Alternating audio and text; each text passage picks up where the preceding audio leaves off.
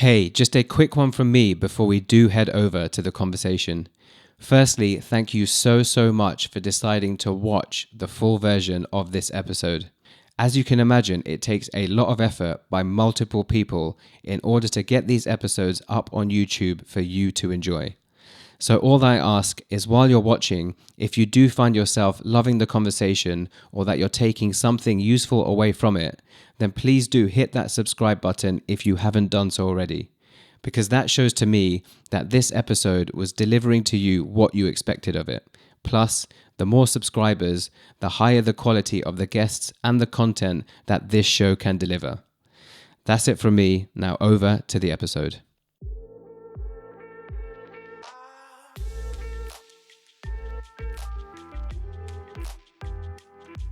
Varun, thank you for being here. Yeah, great to be here. Thanks for inviting me.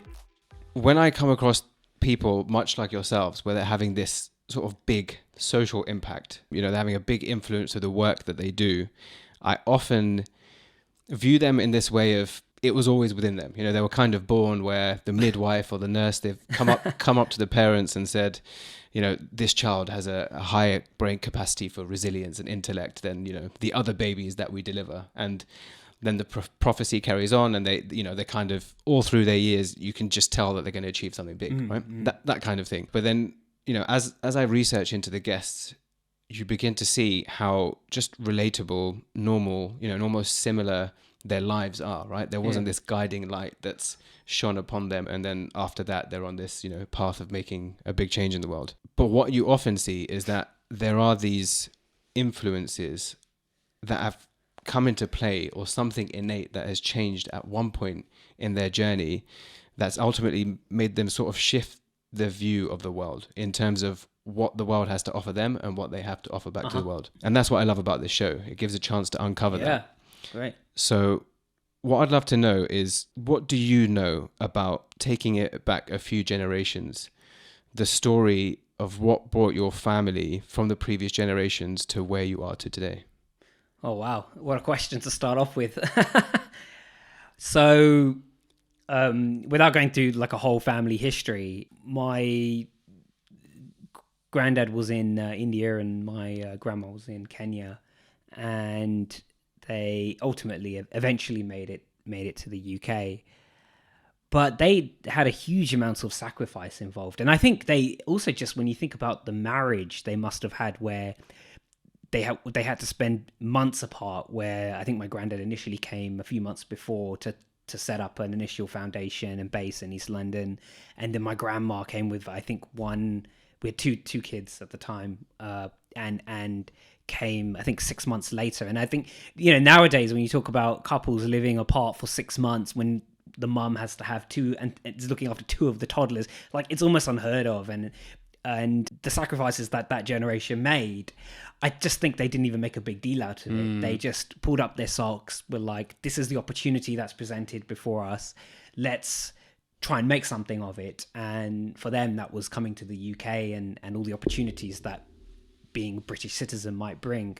And ultimately has led to, where we are now as a family, and the opportunities that I have and what I get to do here. So they had an enormous sense of resilience and determination to make something happen and succeed, which I think has hopefully carried through since then. Yeah, I love something that you touched on there, which is, viewing the opportunity that presented themselves, but the sacrifice they had to make to get there.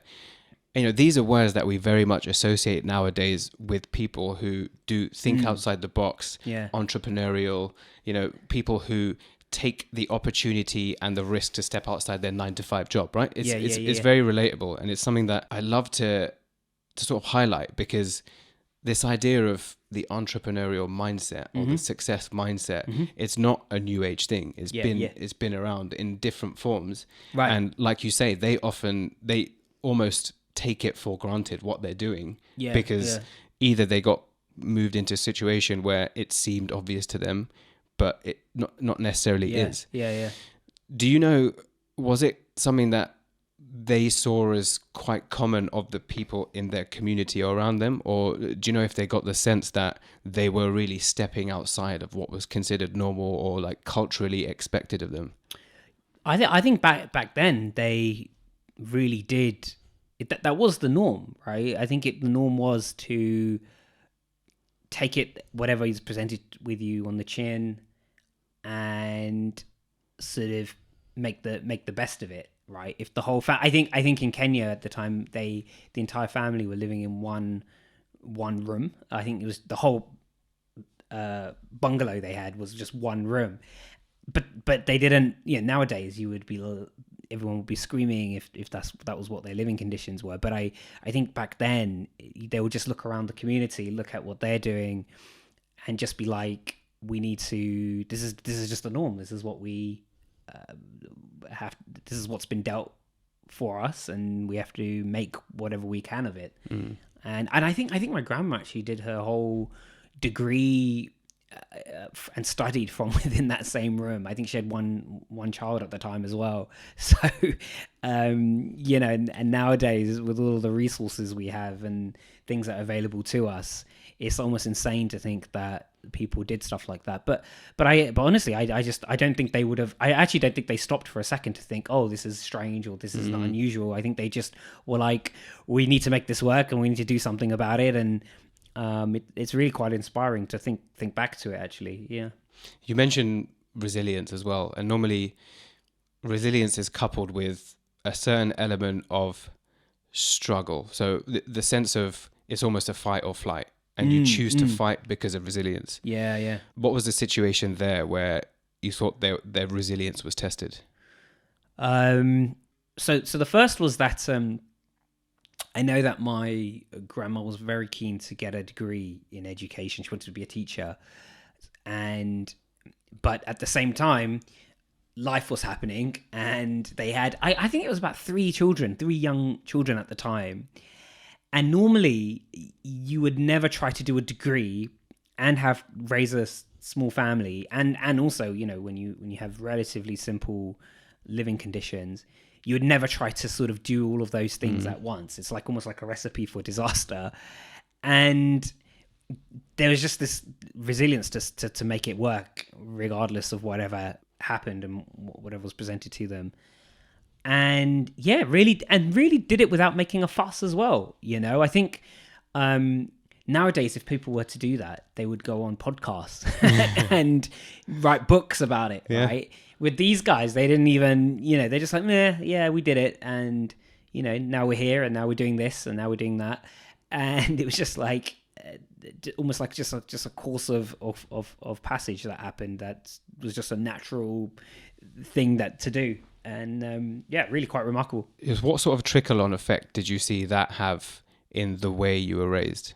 So one trend which I think, not so much my grandparents, because both my grandparents were teachers, and then eventually my grandma ended up owning a news agency in Ilford at the time, and then my parents ended up opening their own business, another local business. They owned a couple pharmacies in East London. And I think the trend there with, my grandma having a news agency and my parents having a pharmacy, the trend there was whatever you do, ultimately try to, be your own boss. And and actually for the last 10 years, I was not really my own, but I worked in other companies, and only in the last couple of years, I've started my own business. But I think that ideal of owning your own destiny and being the boss of your own ship and sort of being able to steer your own path, I think was a very strong motif that they kind of passed on, and they were very keen on, even if it is just running a news agency, right? I really liked that, and I think there are pros and cons of working for somebody else, but I also think and there probably are pros and cons of working for yourself as well. But I think that was definitely something that they taught me, and likewise, I think a number of people from our community and our heritage, I think, are similarly way inclined about being the master and captain of your own ship. I love that you brought that up, because it's something that we'll get onto later, but especially that idea of being your own boss. I often feel that is something that like you've touched on, they kind of had to do to create something for themselves, because either they came here where other opportunities like the ones that we kind of have in our generation weren't really there. So they had to set up in what they knew, like groceries. And the flip side is sometimes they often don't want us to be like that because of the nature of how hard it is and the risk and the stress. Whereas the sort of traditional routes of considered high achieving lawyer, engineer, doctor, right? Where you're quite often not your own boss. And it's one of these things that I've referred to in previous episodes. It's kind of this artificial ceiling that's created from the type of expectation in parenting that we grew up with. But before we get into that, what were your schooling years like in terms of, you know, the type of friends that you had, and, you know, was there an impact of your background culture that influenced the type of, you know, friends and life that you led?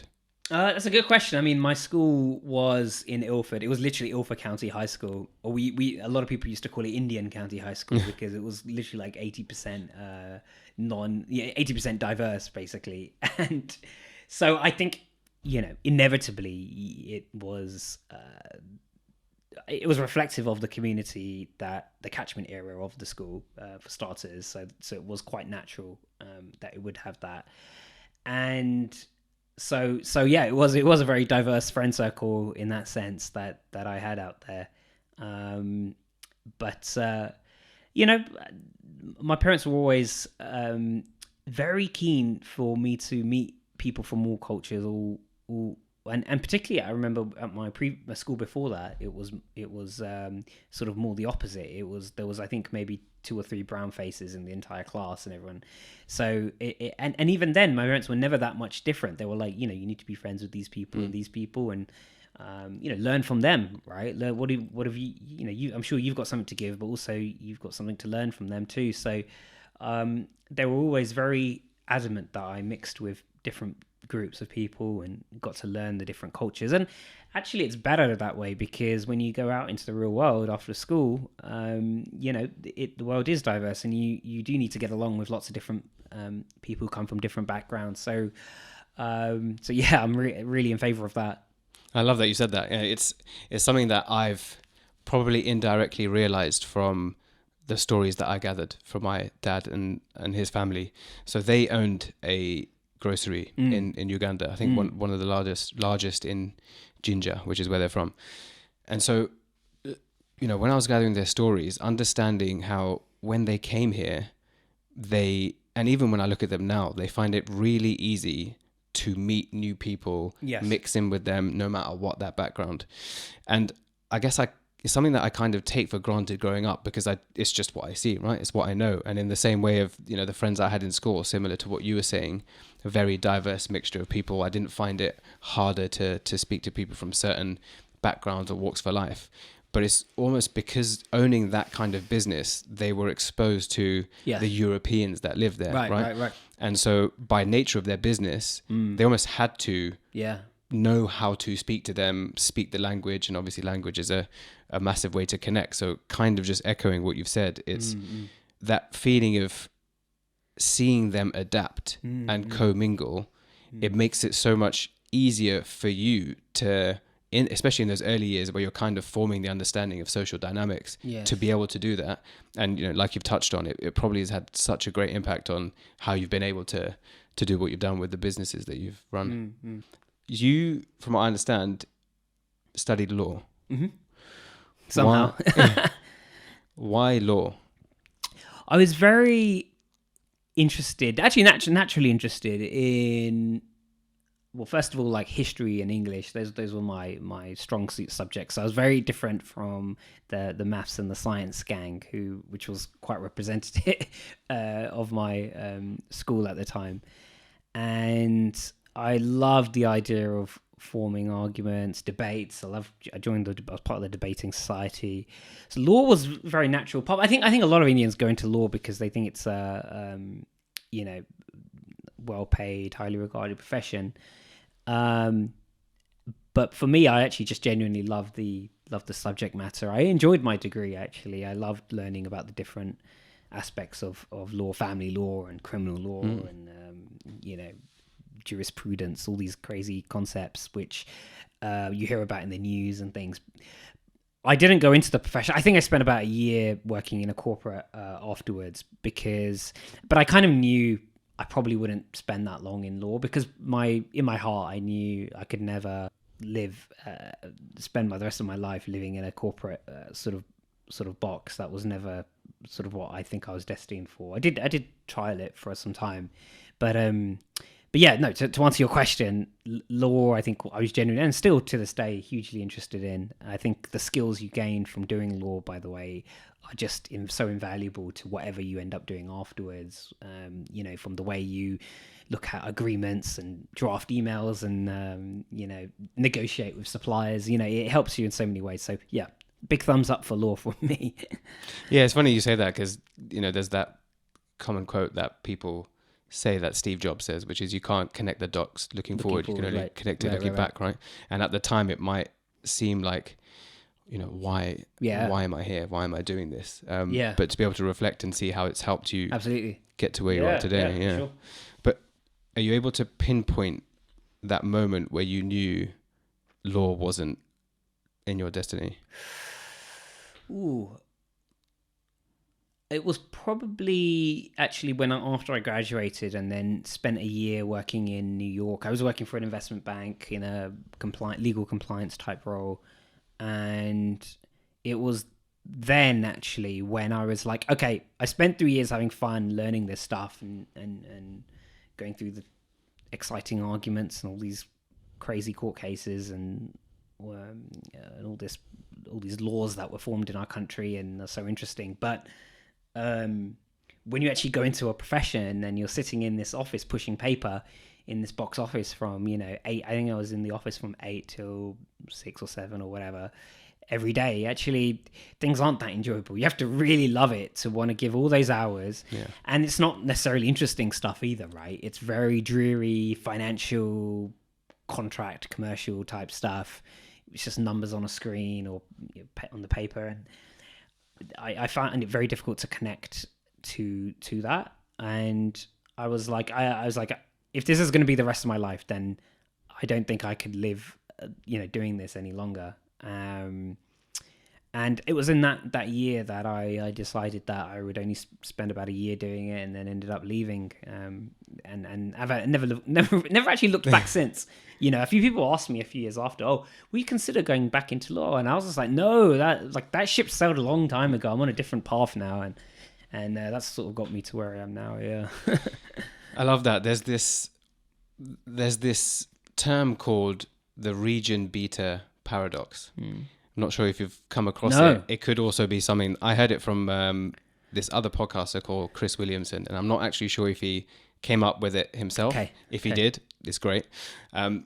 It's this region that people get into, and the example that he gives is, say if you are headed to the gym, and the gym would take you, it's a mile away, right? So maybe take you just 10 to 15 minutes to walk there. Okay.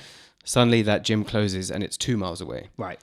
2 miles away, it's now too far for you to walk. Right. So you decide to take the car because the inconvenience of having to walk there is now big enough that you've made a change to make your life easier. Okay. And that's the idea of this region beta paradox, that we often won't make a change if it's not uncomfortable enough for us to go and make that change. Right. And, looking at your example, the fact that you made it after a year is commendable, because I did the same with banking, but it took me over 6. But, just this idea of this region beta that people fall into, where they're probably feeling a discomfort, but not enough to push outside it and think, I'm going to, take a risk and do something else, or, take that car because walking is no longer good enough. Do you still see people that who may fall into this? And, on the journey that you've been, do you think it's something that everyone can acknowledge and break out of? Or do you think it takes a certain type of character or background to be able to, I guess, shorten that region beta period? Good question. I really spent a lot of time thinking about this, actually. I even joined a organization here in London called Escape the City, who heard of them.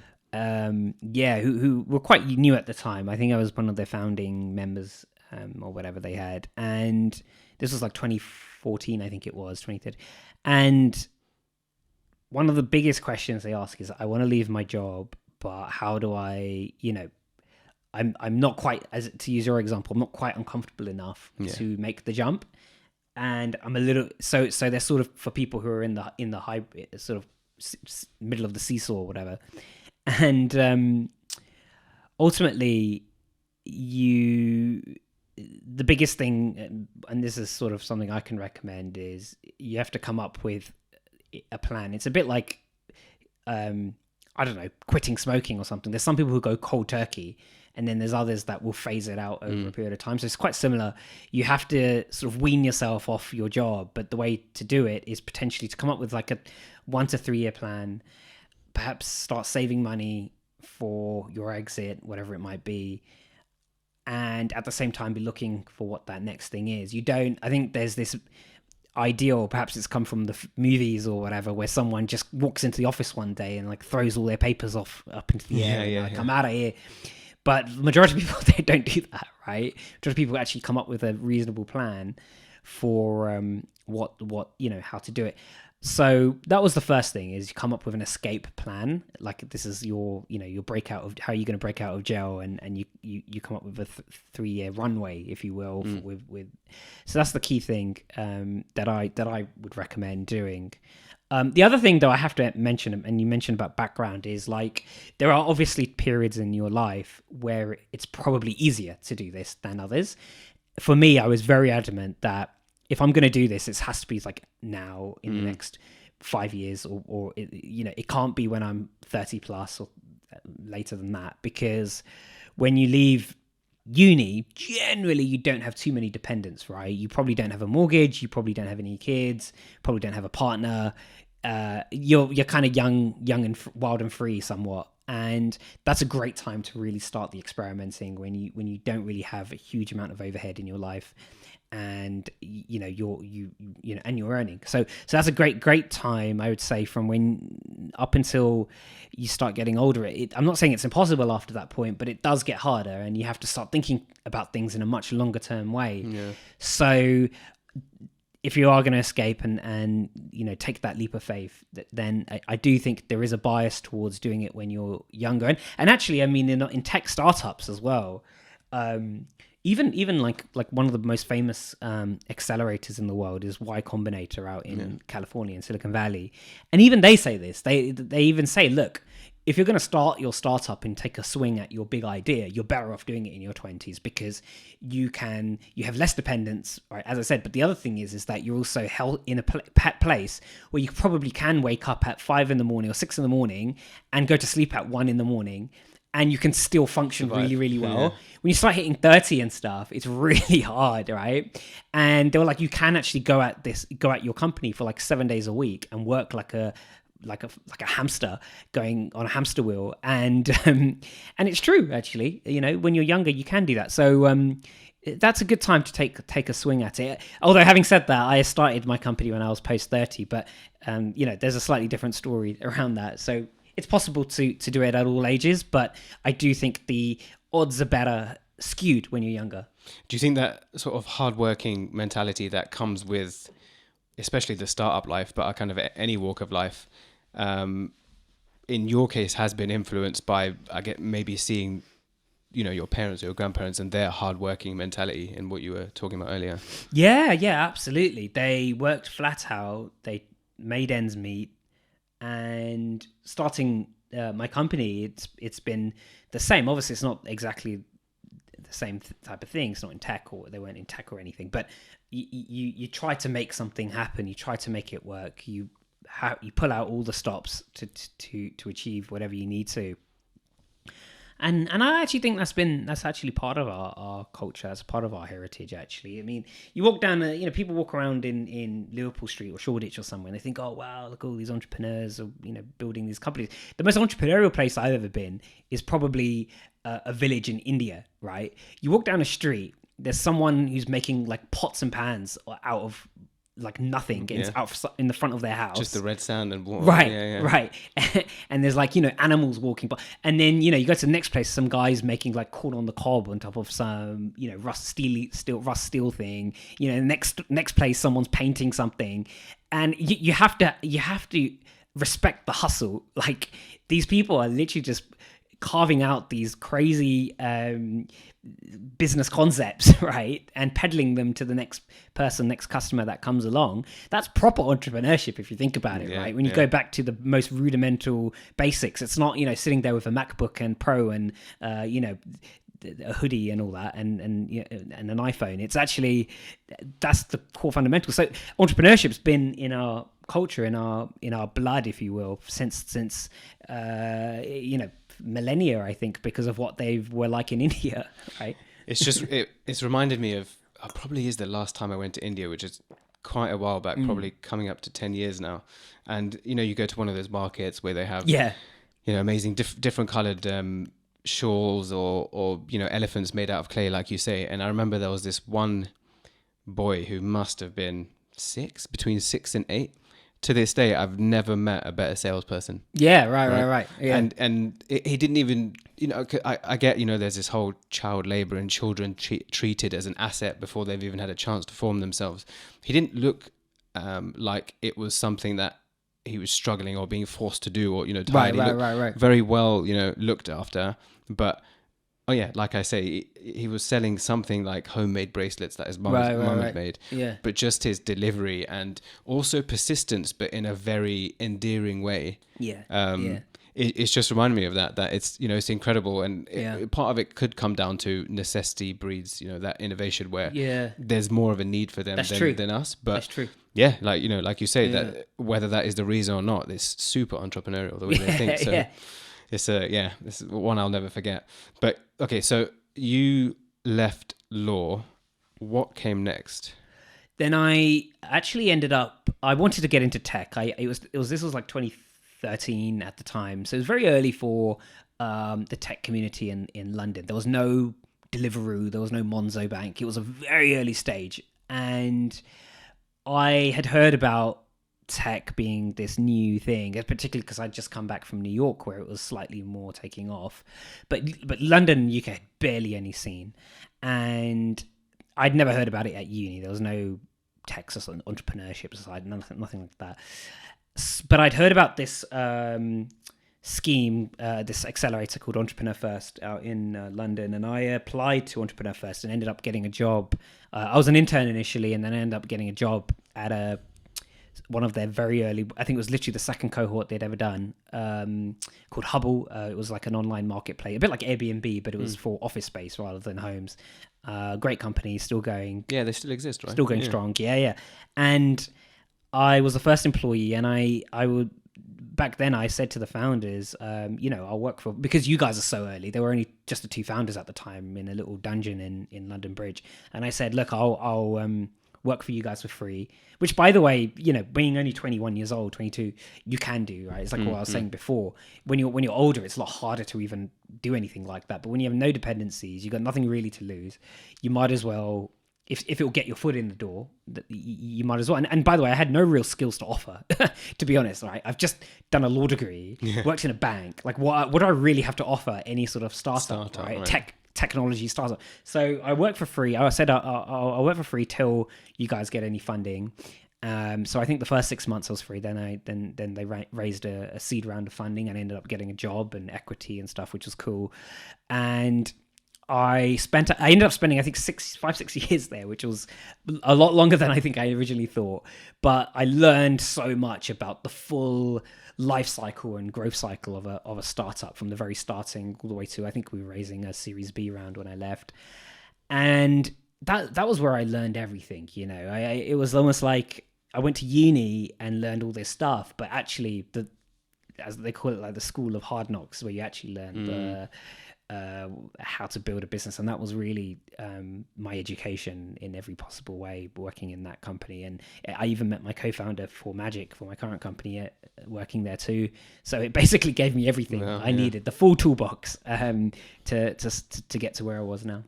What was the reaction of I guess, friends and family when... Yeah, good, you know, good question. yeah. Really difficult, actually. They couldn't understand why, firstly, I'd left law and spent 3 years at a really good uni, studying law, getting this really valuable degree, and then also working in it for a year, Yeah. and then throwing it all away to work for an unproven company for no salary, right? It's like, what the hell are you doing? And as I said, now you can say I'm working in this growing tech startup, and it's easy to point to, as I said, companies like, Monzo and Deliveroo and Uber and all these companies that are in London who are doing so well, right? But back then there was none, right? Literally none. I think people knew Facebook, and that's about it, right? I don't think even Instagram had really taken off properly. So it was really difficult. And I actually think for a number of years, people still thought I was an unpaid intern. They're like, oh, is he still dabbling about in that company? And they hadn't realized that Hubble was actually growing quite fast. And, I was a key senior part of their founding team. And that was actually something I had to deal with for quite a number of years afterwards, because I think some people started to understand that this was actually something that people were going into. But the vast majority of my family and friends didn't quite get it. And it's funny now, because here we are, I think almost 10 years now, it's been 9 years later. And when I actually look at some of my friends and family, so many of them have actually now gone into tech companies, not necessarily starting one, but they've gone to work for big, more established companies, which is so surprising, so amazing, right? And it just shows you where the trends going sometimes. It's important to trust your instinct. If you think that there's somewhere which could be interesting, and some sector or something that's worth getting interested, definitely lean into it, because there's probably something you've seen there that other people are missing. And you should also trust your gut and your instinct. And that's exactly what I did. I just leaned into my curiosity with this company. And that was where I ended up learning everything. And even though I wasn't naturally interested in office space, which is what the company did, it was the core rudimentals of what I was learning in building an online marketplace, and all the mechanics of a startup and a tech company, and all the things that go with it, which are now invaluable to launching anything, actually, even if I was to launch another business after this. Yeah, I want to get into Magic, but before we do, tell me a bit about Unhoused. Yeah, unhoused.org is so when I was going into London to work at Hubble, my fiance at the time, Anisha, she was going into work as well via the tube to her company, and we always used to come across a lot of rough sleepers, as you do when you come out of the tube station in central London. And we really wanted to come up with some initiatives. She was very involved in diversity initiatives and inclusion initiatives in her company. She was at Ernst & Young. And I was obviously very big into tech, working in Hubble. And we put our heads together. We were like, why don't we do a project together? Seeing as we're engaged, why don't we, do something valuable?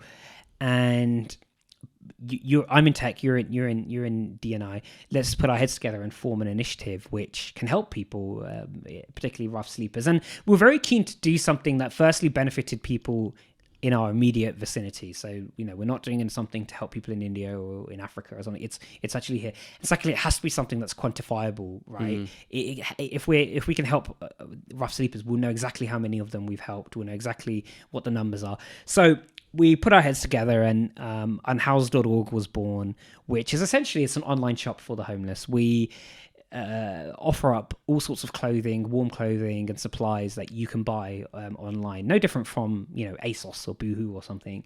So you can buy items for yourself, and for every one you buy, we donate one to the homeless. So if it's, a pair of socks, on our website, it might cost, I don't know, £4, and then actually the cost is £2, but the £4 will cover one for yourself that we'll send to you that you can use, and one that we'll then donate at the same time. So it's a self-generating, self-funded, essentially company. And we were very keen to do that type of model, because when you think about charities, they always depend on goodwill and faith from people to facilitate donations. You don't really get anything back from so they're always depending on people, donating out the goodness of their heart. So we're very keen to come up with a model, an actual business model, which was a buy one, give one model, I think it was inspired by Tom's shoes. Tom's sandals had something similar, where for every one you buy, they donate one to children out in Asia, and so we were so inspired by that business model. And then we literally just knocked together a website. I built a website myself. We bought in the supplies from different places. And then, it sort of took off. We got lots of good press about it in the Evening Standard and the Independent, because it was something a little bit different from your charity. And it's just sort of taken off since. I think we've done thousands of donations since in terms of actual numbers of supplies and products. And we go into the shelters ourselves, and we also try to take a video and picture when we do, and then we send that picture video back to the people that originally did the order, so that they can see the full cycle of their donation, of their purchase. Because the other thing with charities is you donate this money, and then you don't know if it's just going to get swallowed up in this big administrative hole, which it often is, by the way. And we were very keen to be transparent and be like, no, we're actually going to show you on the front line, people are actually benefiting from what you do. Yeah, it's amazing. Before I get into my next point, it's quite funny because I'm sure that I recognize you from somewhere, and I figured out what it was. It was, even though I didn't know underlying it was unhoused, I must have read the article about the hoodie. Yes. That you'd made, that ultimately, doesn't need to be washed, or just needs to be washed 3 times a year in order to serve the homeless. I must have come across that article sometime during lockdown. And then, so to make that link to realize it was unhoused. But in essence, and correct me if I'm wrong, you're almost combining a form of technology in what's nanotech to put it on a fabric that means it doesn't need to be. Yeah. It's like what I said right at the beginning about unhoused is we were very keen to make it a tech first approach by basically creating this online store. So over lockdown, one of the projects we had was, why don't we actually innovate on the product, on the items themselves? So we worked with essentially it's like a lab that does lots of different fabrics and things. We worked with them to perfect this hoodie, where we called it the Hope hoodie. So it actually says the word hope on it. And when you put it on, if you spill anything on it, it will actually repel the substance. It will literally just fall off, like bounce off. And what we thought was, well, this type of technology could be awesome for rough sleepers, because it repels dirt, liquid, stain, sweat, and ultimately means that they don't need to be washed as frequently. And so it would be essentially a much more sustainable option than obviously, clothing, which is actually quite unsustainable. And also has all this, awesome technology activated in it. But it was an incredibly difficult product. We do sell it on the store. You check it out. It was incredibly difficult to get that out to market. It also wasn't that it's fairly expensive, and we want to bring the price down of it to make it more accessible. But I guess with all technology, it starts out being a little bit more expensive, and as you scale and stuff, you can bring the unit cost down. But that's something that we own it. It exists, and we want to push it more over the next few years. Yeah.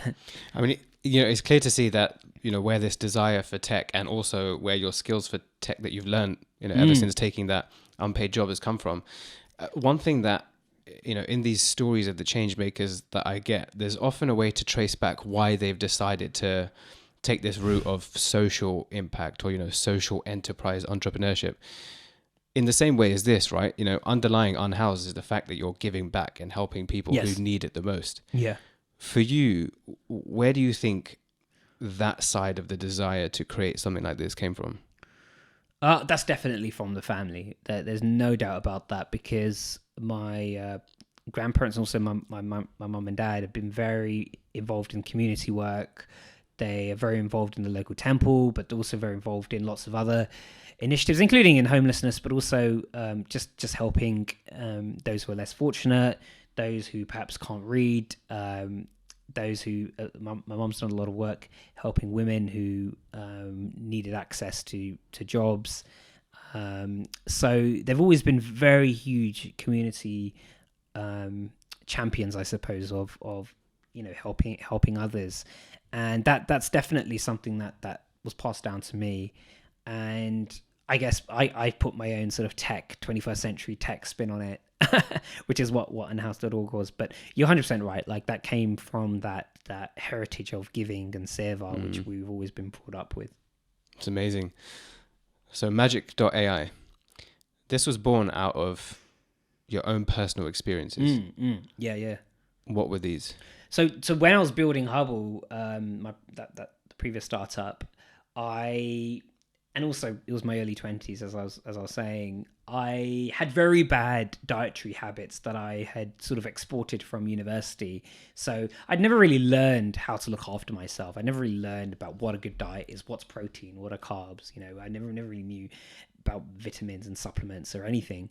And working, I guess, in the pressures of an early stage startup and having this lack of education, I ended up letting my health go. I ballooned to, I think, almost 30% body fat, which actually, if you look at it, you probably think, well, you're big, but not that big. But actually, I learned that it's like 5% more than what was 5% over what people now consider the upper limit, clinically obese. Yeah.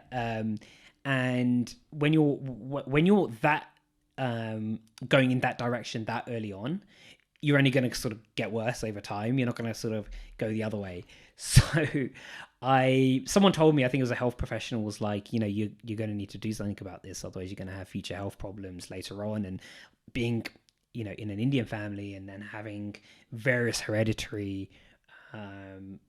medical issues as well, I was like, this is probably a warning sign to actually do something while I'm still young, wild and free. So I enrolled in a personal training program. I just bit the bullet, and I'd never been in a gym before. Honestly, I'd never set foot in a gym, never lifted a dumbbell, had no idea what to do. I found it far too intimidating, but I bit the bullet, did a 4-month personal training kind of transformation program, which was very brutal. And over the course of that period, I ended up going down from, I think, 30 to 7% body fat. Yeah. And did like a cover shoot for a magazine and had the abs and everything. It was pretty wild. It was honestly something which I'd never thought I would do. I was never that type of person. I used to look at others doing that and think, well, wow, what the hell, man? Well, they must be on some drugs or something, And during that transformation, I realized that what we were doing was also very old fashioned. So working in my day job in a tech company that was very forward thinking and very innovative, I'd go in the evenings to this gym and everything was so old fashioned. The personal trainer was standing there with a clipboard and pen, just manually counting my reps and giving me verbal feedback on my form. And there was no innovation in the equipment. We're using these heavy bits of dumbbells, which are essentially still dumb. They haven't innovated since the 1920s, and we're in the 2020s. So that was the seed of the idea, which at the time I didn't know what I was going to do with it. But at the time, I remember thinking how inefficient and analog this entire world was. And I thought there could be a model which could essentially bring data-driven augmentation to this entire process and potentially automate the entire personal training process somehow. At that time, I didn't know exactly what it was going to look like and what it would be. But, fast forward, I think 3 years and now we're building Magic. But that experience is what gave me the seed and the nuggets of the idea, which has now led us on this path. I want to touch on something that I've heard you say when you were asked about, some of the potential growth challenges that Magic could face. You said that I don't think gyms are the competition. I think inactivity is. And I love that because it also reminds me of probably one of my favorite ever quotes, which is, you need to learn to love the problem, not the solution. Right.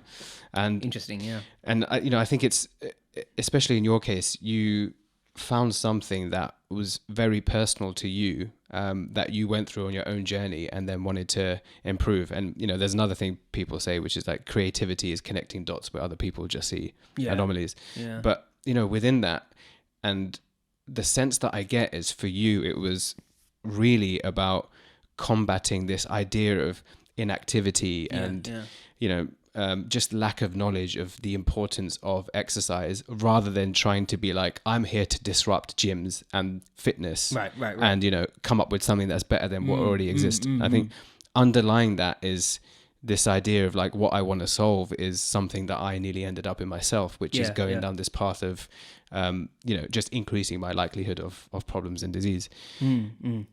Is it important to really get obsessed with the underlying problem when you're looking to create, your own startup or your own, groundbreaking product or service? Yes, I think you've hit the nail on the head. When you want to start a business, people are like, I need to find a good business idea. I need to come up with some crazy business idea like Dragon's Den, something which no one's ever thought of. Actually, the best way to come up with a business idea is the best business ideas aren't business ideas to start off with. They're actually just solutions to problems. And so if you want to come up with a good business idea, look at problems that people need solving and try and find a solution to that problem. But you have to always remember that your focus should always be solving the problem, right? That's why you exist. It's to solve a problem. With us, the problem is that personal training is so beneficial, but it's also so inaccessible to people. And that's the problem we want to solve. And people need to be nimble. Startups need to be willing to pivot in order to continue to meet that problem and continue to solve it. And I think there are so many startups that have had to pivot over time to solve that. Netflix, for example, started off selling DVDs through the letterbox, right? They couldn't start that business previously because videos were too expensive to ship through the letterbox and ship back. So they had to start on DVDs, but then suddenly DVDs went out of fashion. So they had to pivot to streaming. And that presented its own difficulties, right? Streaming like high quality 4K films to people's homes. And so the problem they were solving was always about bringing accessibility of high quality content to people in the most accessible way, because Blockbuster never was accessible, So I think it's the ability to, constantly be focused on solving that problem, even if it means you have to change your approach from time to time. So, and that's what startups are, right? They're there to solve a problem in the most nimble, efficient way possible. It's amazing. And one thing that I've seen that you try and put out inspirational messages for people to also be able to relate to how they can do something in their own, in their own capacity. And, you have your sort of 10 things that you learned over 10 years. Yeah. I want to talk about the one that you mentioned around imposter syndrome. And, just to look at, firstly, how it felt when you, from what I understand, you bootstrapped it with selling the treadmills, which is you've done your research. It's a great experience there. And looking into MagicAI, especially if people haven't come across it, some of the comments or the reviews that people have said on it, and we're, talking names that people will know. So, Financial Times said it's more nuanced than Peloton will ever be. Right? The Times said the best home gym equipment of 2023. Virgin Startup, which we've mentioned, an intelligent home gym that helps us to get fit, truly revolutionary. These are comments that, some founders and people on that startup path or path to make even social impact change, they dream about, these kind of reviews, but underlying it, it's understandable now that people have heard what you do, why these comments have come from. But going back to that point of, like you said, one of the lessons you learned is about imposter syndrome. As more and more of these reviews and positive comments and the natural growth was occurring, did this feeling ever? Yeah, the imposter syndrome's still there. But you are right that sort of day by day, month by month, as we grow, as we hear feedback from real customers and ultimately I care more about our customer reviews than anything the press say and anything our investors say. I care more about what our customers say. But every time we get a customer come through and they give us, a 5-star review and they're like, this has helped me to work out in a way which I've never done before. This has motivated me. This has helped me. That for us means, that's when we start realizing what we're building isn't just some conceptual thing here. We are actually doing it. We are actually delivering on the very thing we promised to build, and we deserve to have a place at that table, right? And imposter syndrome, I think, is very real when you start a business, particularly in a space. I'm not an AI person. I've not been, as I said, in the fitness world. So actually, I should be the worst founder to start a company like this, and imposter syndrome should be there. And so when you start seeing stuff like that and those sort of reviews, it helps break that down. But it does take time, that's for sure. There's something that I read in it's an article by Amazon, actually, or more specifically AWS startups, where I'm going to put the link in the description, but the opening line is, when you think of startup culture, stories of meteoric successes leap to mind, but for every high-flying unicorn, you may be reminded of the risks and failures associated with startup culture. Yeah. And what I love about the article is it covers two of these risks or failures that come along with it. And one is called this term called tall poppy syndrome. Okay. Right? And what this is, it's a cultural attitude that almost disapproves success or seeks to, bring down people who are. And it's especially more common with young founders, right? Yeah. Okay. Not only from older founders who kind of see, this new mind coming in and making big changes, and who are they? This inexperienced youth that's trying to disrupt, the startup space, but also from friends, family, and even social media, right? Yeah. In a survey that was done, over 40% said that it hindered their potential of their business, Right. or that it made them more risk averse. Okay. And, in most severe cases, it emotionally or mentally damaged them because of the feedback they were receiving. Did you ever experience this? I mean, raising investment, I think, was the hardest thing I've ever done, because so much is riding on it. Essentially, your own job, the ability for your business to even get out the door. I mean, the first round of funding was so brutal, and some of the feedback we got was, when you're already going in there with some sense of imposter syndrome and some sense of being a complete noob. You've never raised money before, fresh business, have very little proof points to really prove what you're pledging to achieve. And so you're already pretty self-conscious going into it and pretty nervous. And some of the brutal feedback we received was like, this guy's the worst founder to do that. I don't see anything. I think the exact words were, I can't see anything in these co-founders that would make them the right people to start this business. Wow. A few people went through my LinkedIn, were like, this guy's done law. Like, what else has he achieved in the last 10 years of his life? Seems to have started some unhoused NGO. What's that got to do with anything? Like, I remember some of the feedback I'd gotten, and you do take it very personally at the time, but you have to really detach yourself from it and just be focused on what you're trying to build, but really believe in it. And once you get that first I remember when we got that first yes from a VC fund, it wasn't even for a huge amount of our round initially, but that sense of confidence was like, we had literally become a unicorn, right? It was like, oh my God, someone believes in us. And then when you think one will believe in you, then you'll find a second and a third. And in the end, we ended up, raising more than I think we initially went out for. And we just had so many people from angels and a couple 2 VC funds who were just so keen to get involved. And it just goes to show you should just back yourself and your vision, and kind of drain out the noise of what other people are trying to say. There is this thing that you think that everyone knows everything, and actually people just don't know anything, actually. And people you think are experts are actually not experts sometimes. And some people who you think don't know very much actually know everything.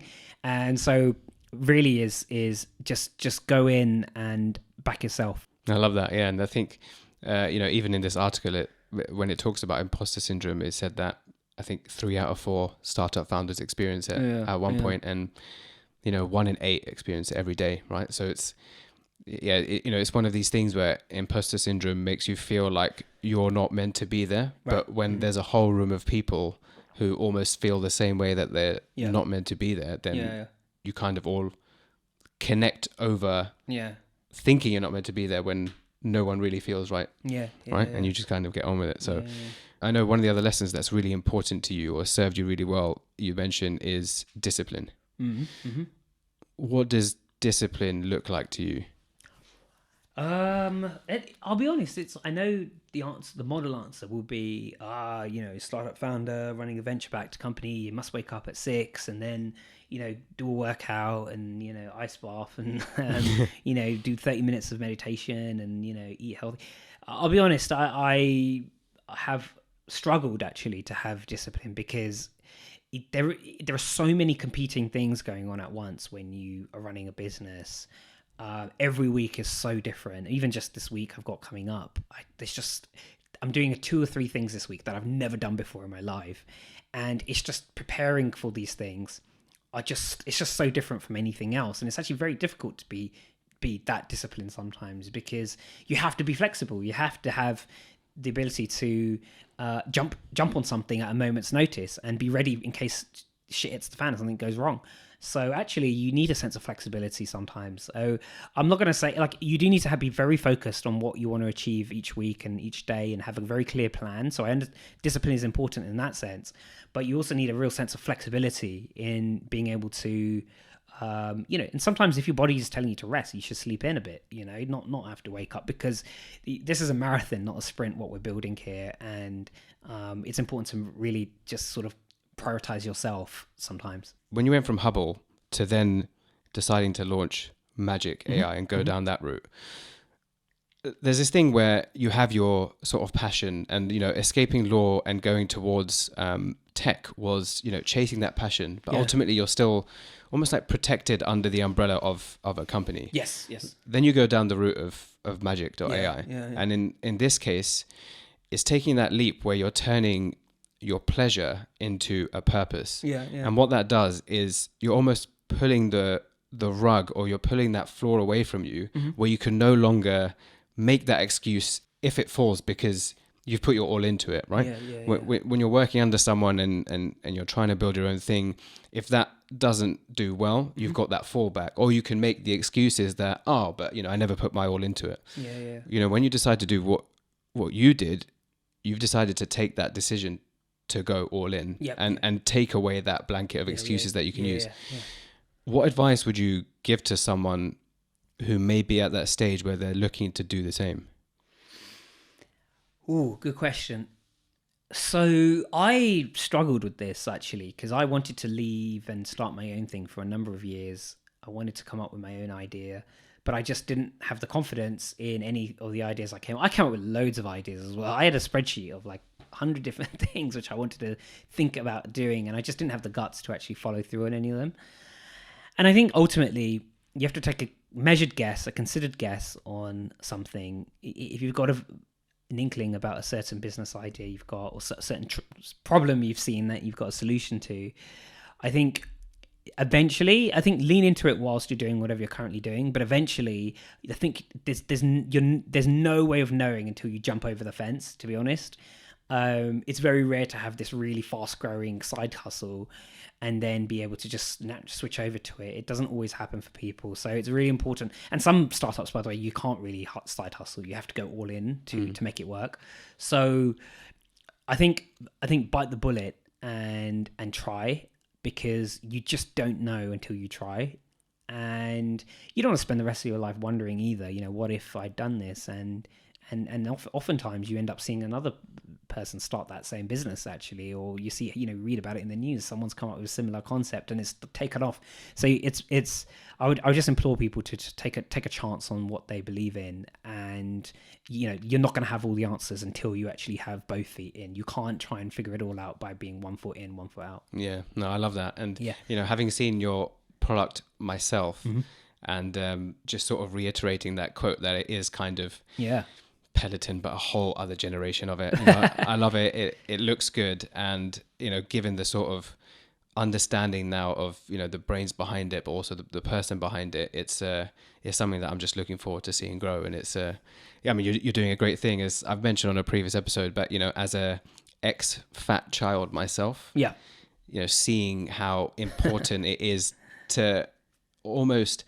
I've come from a place, and you've come from a place where it's kind of ingrained in us that we were once that we don't want to be that. But ultimately you don't need to be someone who's large and looking to lose weight. There's so many benefits to exercise, and there's so much literature on it. So it's amazing what you're doing, and I look forward to seeing how that grows and changes so many lives. Thank you. So on this show we have a closing tradition where I take 2 questions that have been gathered from a list of questions from previous guests, and something that we haven't managed to touch on that I think would be really interesting to find out about you. So question number 1: if you weren't in the room and your close friends were there, someone came up and asked them to describe you, what would they say? I hope they don't. They'll probably say he's a pretty wacky guy. He's a nutcase. Something along those lines. I'm quite sure. I hope they'll say only good things. But that's quite a tough question, actually. I think I'm finding that one quite difficult to answer. But I think they'll just be hopefully say he's a good person to be around and a lot of fun. I mean, if or when your friends do listen to this, if they want to send in what they would say, I can keep it anonymous. Okay, they would have something more. Let me know. And question number 2: what is something that was either, and I'll give you the option of 2 here, either very unexpected or really underwhelming that your venture has taught you about yourself?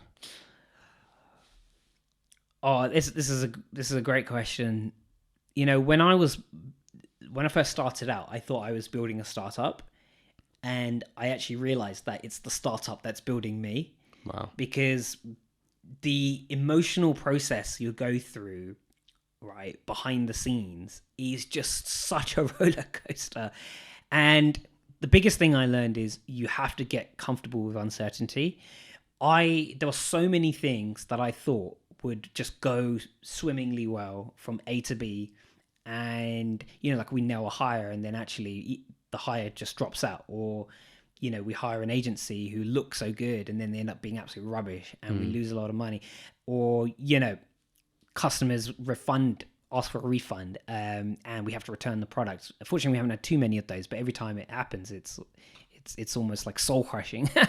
And in other words, what I had to get used to was getting very comfortable with uncertainty, that anything can change tomorrow. You can't rest on yesterday's success. You can't think that you've got anything in the bag. You're constantly on edge, and I had to get really comfortable with that, because it's almost like a whole lifestyle change that you have to adapt to. And it's not something, if you work in a normal job, I'll be honest, you probably don't experience that on a day to day. But when you're running your own business and you're a startup founder and you have to deliver results every quarter, and you have employees to answer to and payroll and the rest of it, and you have to show revenue each month, they're very real. You have to really be comfortable with anything that's thrown at you, because and that was the biggest thing I had to really learn, which I wasn't expecting, actually. Thank you. Thanks so much for sharing that. All right, man. Great Honestly, to meet you. You Great too. to be on it. It truly was a valuable. I think some valuable lessons there, and I'll put your sort of contact details and even the website in the show notes if people want to get in touch. But really being able to trace it back to how kind of your upbringing, but even your your roots have influenced the route you're going down. It's amazing to hear. So thanks again. Great to be here. Thanks so much. Hey, just a final quick thing from me. Firstly, thank you so much for tuning into this episode, but more so, you have my extra gratitude because you've listened right through until the end. That tells me that you found something useful or valuable in this conversation that meant it was worth listening to. If you haven't done so already, please do hit that subscribe button so that I know that this was a good episode, and so that I can bring you more of the same with bigger and better guests. And with your follows and your reviews, that's going to help me do just that. That's all from me, and I really look forward to seeing you on the next episode.